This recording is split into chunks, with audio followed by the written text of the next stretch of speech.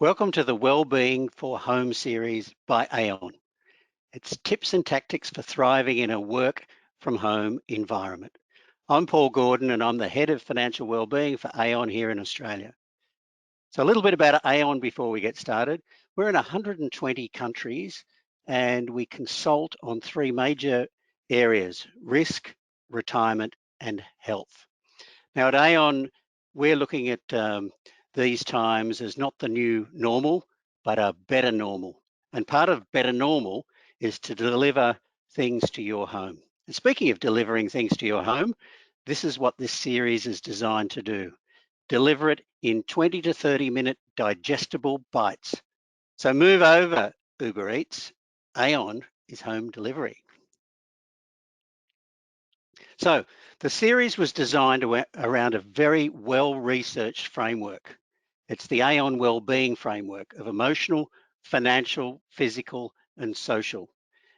I'll talk a little bit more about other topics and how they relate to this framework at the end of the session. Today's is physical, and it's a very important one and one that we find will really be very practical for you. And it's physical. Working safely from home. Today's presenters are two very distinguished Aon colleagues. Firstly, we've got Gillian Sarant. Gillian is a client manager with our work health and safety team and specialises in assisting organisations around that topic. And Shannon O'Shea. Shannon is head of member and corporate services for Aon's Smart Monday, our award-winning corporate pension and retirement fund. So I might now pass over to Shannon. Hi, Shannon. Hey, Paul. Thank you so much for that wonderful introduction. Hi, everyone. Look, thanks everyone for taking the time out to invest in your well-being. There is definitely a lot on our minds in general, but especially in these times. So we are delighted to bring you some practical, actionable well-being information that you can implement straight away. It's important to have a safe and sustainable work home setup. And look, we all have a lot of concerns and there's loads of information coming to us. So we designed this session in particular to be simple and practical. You can action it straight away and it will alleviate any physical stress you might even realize that you have right now. So as Paul mentioned, I will be supporting the very busy and clever work health and safety team with this presentation. Your clients and your employees and Aon's clients and Aon's employees really have been speaking to us about what's important in these times. And because we specialise in financial wellbeing and Smart Monday, we understand how the pillars of wellbeing work together. So I'm very passionate about wellbeing and colleague engagement, and I'm quite into health and fitness myself. So what we heard on the ground, what was expressed to us was how fast everyone had to work from home and set up a work from home station. And they were worried about their physical safety and their physical well-being because you're just not sure if you need, a big screen or a special chair or fancy equipment. So we've invited Gillian to come and share with you today some really practical tips around how we can set up a workstation from home that's really simple, the do's and don'ts, and it will make us sustainably safe at home. I also wanted to share with you what some of our Aon leaders are doing in their homes and how they are supporting theirs and their families' wellbeing through their time, just to demonstrate that we're all in this together as a vote of solidarity. It is really important ultimately to keep a neutral posture as best you can. Sitting poorly, cross-legged, on a couch or in an unsuitable chair will cause injury over time. It's just basic ergonomic rules you can adhere to, which will set you up for the long-term safety. So I'll just show you some internet images that I've found, basically just to demonstrate, we're all going through this together, but there are some simple things you can do. A lot of people on Instagram I'm finding are showing their workstation. Some of those workstations have a laptop propped up by books or reams of paper. They certainly have a lot of pets in the room. A lot of you would have seen on WebExes with Teams and meetings that pets are becoming the new normal to have around, or even children popping in. And look, it's okay. I think it's bringing the human side to our work environment, which might be one of the positives. I think dogs are definitely getting the most benefit out of this work from home life that we are experiencing. Also, there's a lot of humor out on the internet and Instagram, which I'm really enjoying and I know is being shared a lot, which is helping with that social well-being piece. One of my favorites is on the left here, an author in Australia has created Cheryl, who is an imaginary work colleague that her and her partner, who are now working home together frequently or all day, in fact, are blaming Cheryl on, the dirty dishes and basically keeping their positivity and humor up, which is really fantastic. So I wanted to show you some of the leaders at Aon. They bravely sent me some images. They've also sent me some hot tips, which I'll take you through around wellbeing. So you can see, leaders of a global firm are just the same as us everyday colleagues and employees that are working in the work from home life. So we've got a sit stand desk on the right, which I think is a good example. It's quite a safe one. We've got obviously reams of paper holding up a laptop there, and the friendly puppy, and we've got examples of where there is a separate screen and an external monitor and keyboard scenario, and obviously a pet. I'll show you some further images of some more leaders at Aon. Again, there's some external monitors, there's some, separate desks that you'll see there. And it's really just to demonstrate that we are all in this together. Every setup is a little bit different. We are doing the best we can with what we've got. And that's the real theme of this wellbeing seminar for you. So the other 4 pillars that Paul mentioned, I have asked these leaders to give us their hot tips as well around how they're managing those other wellbeing scenarios with them and their families. So physically, the common theme is that we used to hit our steps organically, and you have to be really determined in this work from home life to hit those steps, because when we haven't got travel to the train station to and from work, we haven't got walk around the office, have conversations, or go down and get lunch, or go and visit clients. We're not hitting those steps organically. We're having to be really determined, really focused, and a lot of our leaders are setting a target. So they're setting a 10,000 step target a day, and they're using, their Fitbit or their Apple Watch to track those targets and make sure they hit it every day and be really consistent. My leader has given me the hot tip where he will take any phone calls, put his little earbuds in, and he'll hit his steps that way and just walk as he talks. And that's actually quite a good way to do it, and it becomes a habit that doesn't take too much effort, which is really important. Now, socially, we're finding that isolation is one of the emotional well-being pillars. It's really important to still connect socially. What we're finding is leaders have said, organise one FaceTime call a day with family members or friends. It's nice to catch up and share stories, but also it's really critical to stay connected socially during this time.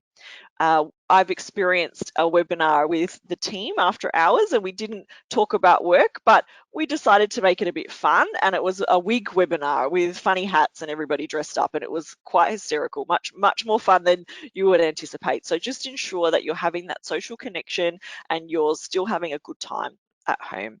It's very closely linked to mental well-being, and some of the tips that our leaders are really strongly suggesting is switch off at night. There's a lot of opportunity for work creep, meaning, the studies are coming out showing that we're burning out, we're working longer hours because we're at home, we're struggling to switch off, we're struggling to separate work and home.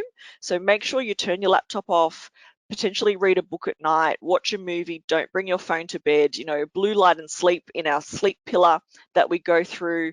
That's really important as well for emotional well-being and mental well-being. So those are some of the hot tips. We've also got, get dressed for work, be comfortable but professional. I know a lot of us are taking funny photos when you can see our comfortable leggings or tracksuit pants, and then we've got a bit of a blazer or a collar up top because we're only on WebEx. So, at least business dress up top and casual down the bottom. It seems to be a bit of a theme, which is great. Maintain regular hours, write a to-do list, really capture the accomplishment that you've got at the moment. And again, avoid that burnout. It's really important to separate work from home where possible, even in being in the same house particularly. Remain positive and don't be too hard on ourselves. There's a lot of anxiety underneath right now. And sometimes we make a joke of it. I think the wine consumption is a signature or a symptom of how we're trying to relax and work through this anxiety. But it is very real for a lot of people. So tune into some of the other wellbeing topics that come through.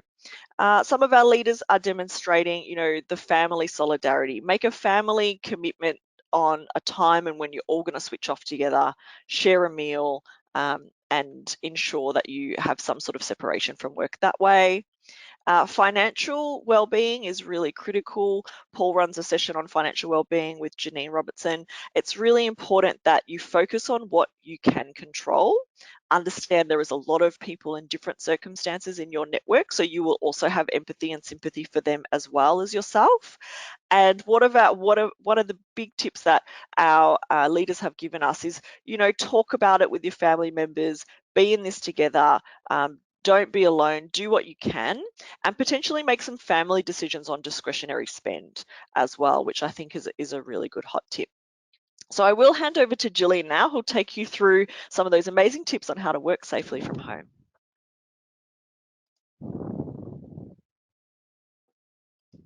Thank you, Shannon. Yes, my name is Gillian Sarant and I'm a client manager specialising in work health and safety, and I'll take you through some ergonomic tips using what you have available to you at home.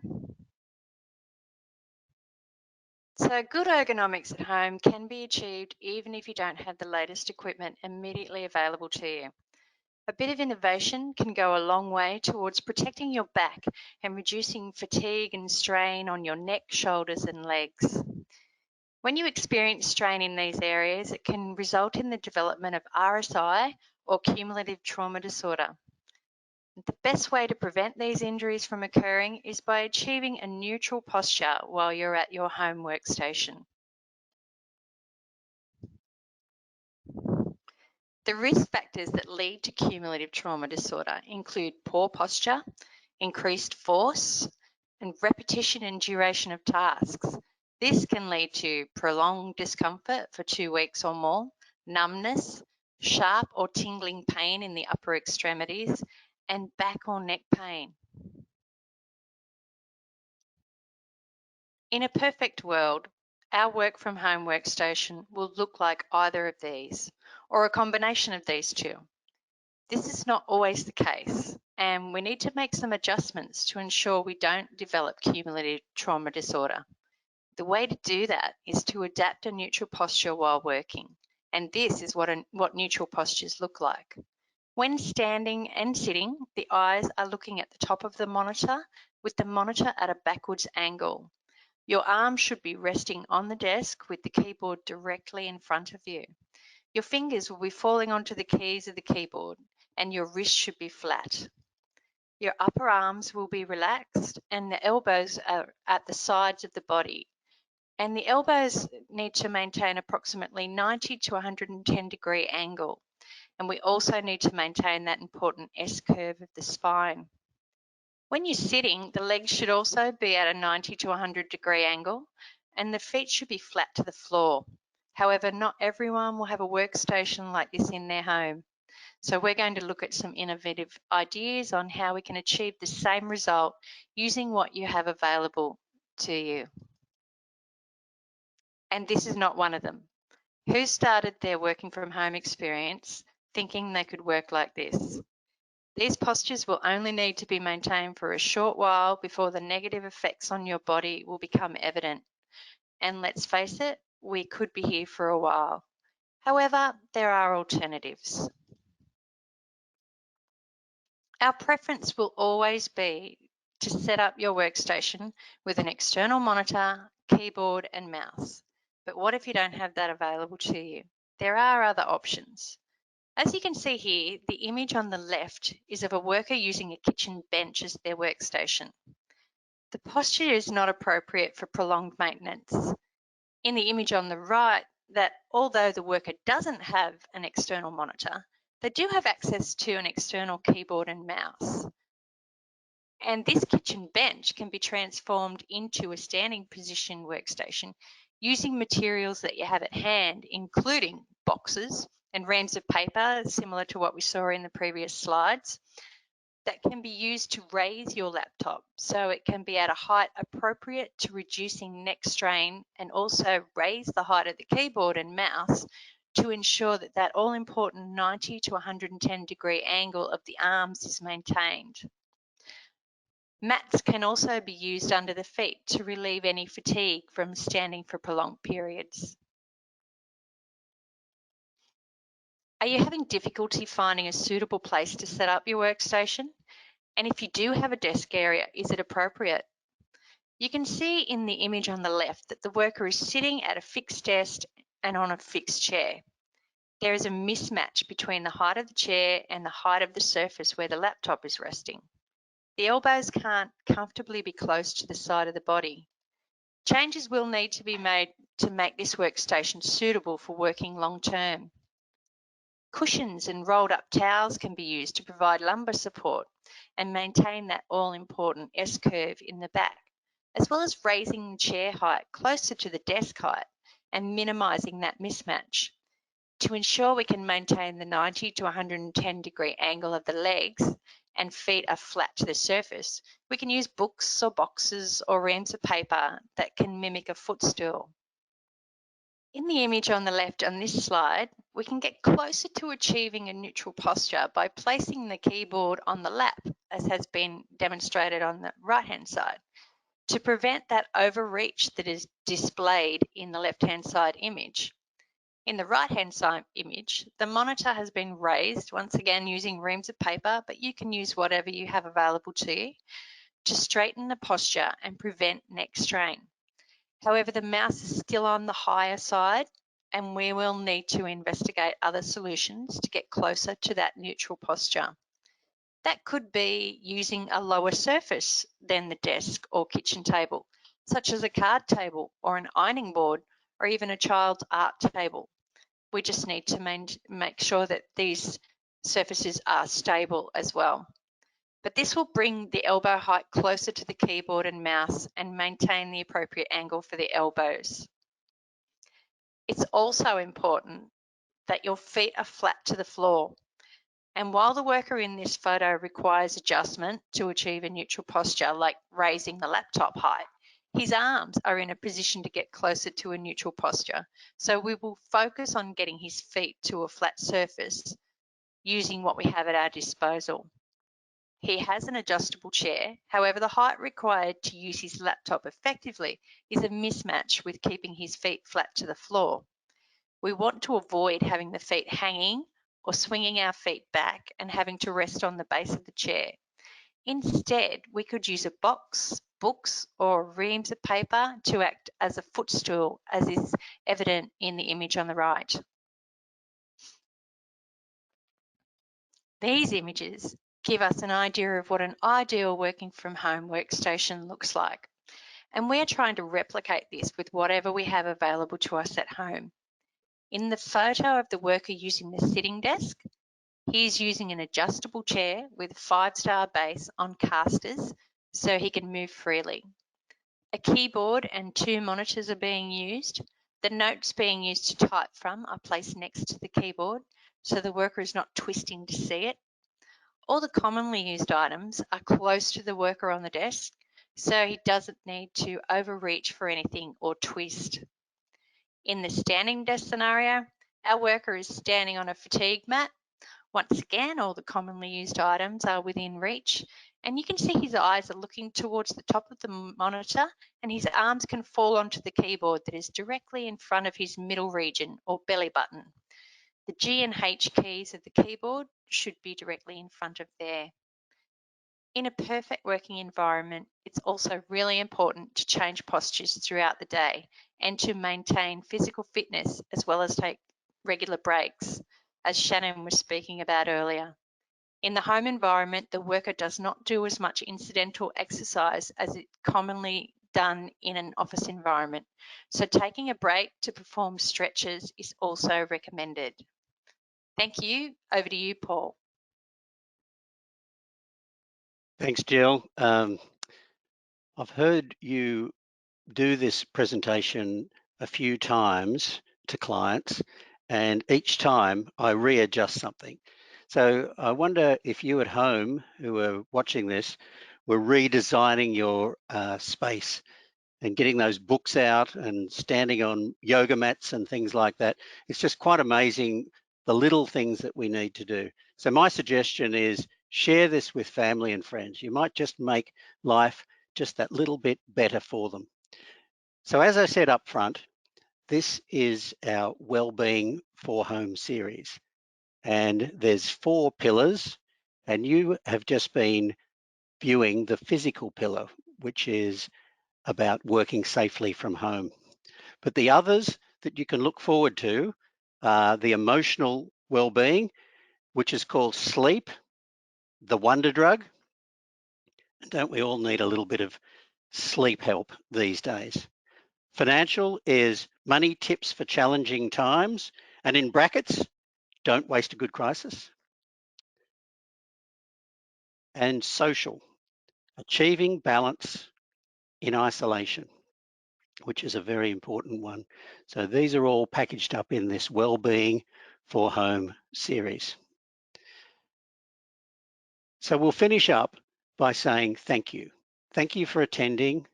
Thank you for your employer taking the time to share this with you. It's been our pleasure to bring it to you.